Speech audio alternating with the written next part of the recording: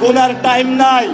যে বোরকা আব্বাস, আমার পরিবারটা ছিন্ন বিচ্ছিন্ন হয়ে মির্জা আব্বাসকে লাঞ্ছনার বিচার না হলে বিএনপির পতন অনিবার্য বলে মন্তব্য করেছেন সাবেক সংসদ সদস্য ও কলামিস্ট গোলাম মাওলা রনি।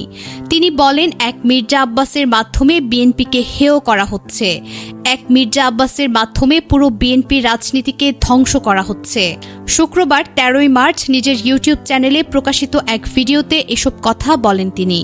গোলাম মাওলা রনি বলেন, বিএনপির অন্যতম শীর্ষ নেতা মির্জা আব্বাসকে নিয়ে দীর্ঘদিন ধরে, বিশেষ করে জুলাই আগস্ট বিপ্লবের পর একটি বিশেষ শ্রেণী আলাদা একটি ন্যারেটিভ তৈরি করবার চেষ্টা করছে।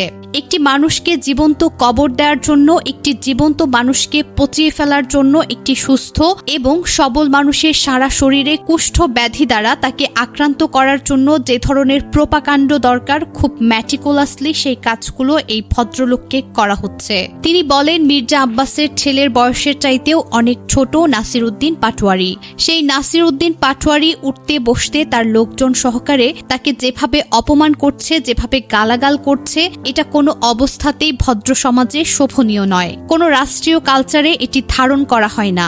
যে দেশে বিচার ব্যবস্থা আছে, যে দেশে সভ্য সমাজের সামাজিকতা আছে, যে দেশে মানুষের বিবেক আছে, বোধ আছে, সেখানে একজন প্রবীণ রাজনীতিবিদকে প্রকাশ্যে উঠতে বসতে অহরহ যেভাবে মির্জা আব্বাসকে পচানো হচ্ছে, এটি সমর্থনযোগ্য নয়। এ কলামিস্ট বলেন, এটির সামাজিক প্রতিরোধ দরকার, এটির রাষ্ট্রীয় প্রতিরোধ দরকার, রাষ্ট্রীয় বিচার দরকার। এ ধরনের ঘটনা আমাদের সমাজে যেন পুনরায় না ঘটে, এই ব্যাপারে সবার সচেতন হওয়া দরকার।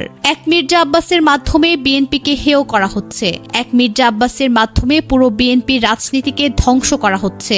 মির্জা আব্বাসকে পচিয়ে দেওয়ার মাধ্যমে তারেক রহমানকে টার্গেট করা হচ্ছে, তারেক রহমান সাহেবের পরিবারকে টার্গেট করা হচ্ছে। যারা মির্জা আব্বাসকে চাঁদাবাজ বলে গালি দিচ্ছে, তাদেরই আরেকটি অংশ বা অপরপক্ষ, তারা কি তারেক রহমান সাহেবকে গালাগাল দেয়নি? তারা কি সালাউদ্দিন সাহেবকে গালাগাল দেয়নি? তারা কি তারেক রহমান সাহেবের পরিবার পরিজন নিয়ে বাজে কথা বলেননি? গোলাম মাওলা রনি আরো বলেন, এ সমাজ এভাবে চলতে পারে না।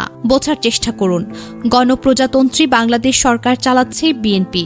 সেই বিএনপির একজন মন্ত্রী পদমর্যাদার ব্যক্তি। 50 বছরের অধিক সময় ধরে তিনি রাজনীতি নিয়ন্ত্রণ করেন ঢাকা শহরে। বহুবার মন্ত্রী হয়েছেন, এমপি হয়েছেন, মেয়র হয়েছেন। তার এই জীবন সায়ান্নে এসে তাকে যেভাবে পচানো হচ্ছে, আমি মনে করি বিএনপির অনেক কিছু করণীয় আছে। বিএনপি যদি সেই কাজটি না করে, বিএনপি ক্ষমতায় থাকতে পারবে না। বিএনপি যদি এটি সুরাহা করতে না পারে, তারা তারেক রহমানকে রক্ষা করতে পারবে না, তারা সালাউদ্দিন সাহেবকে রক্ষা করতে পারবে না, এমনকি মির্জা ফখরুল সাহেবকেও তারা রক্ষা করতে পারবে না।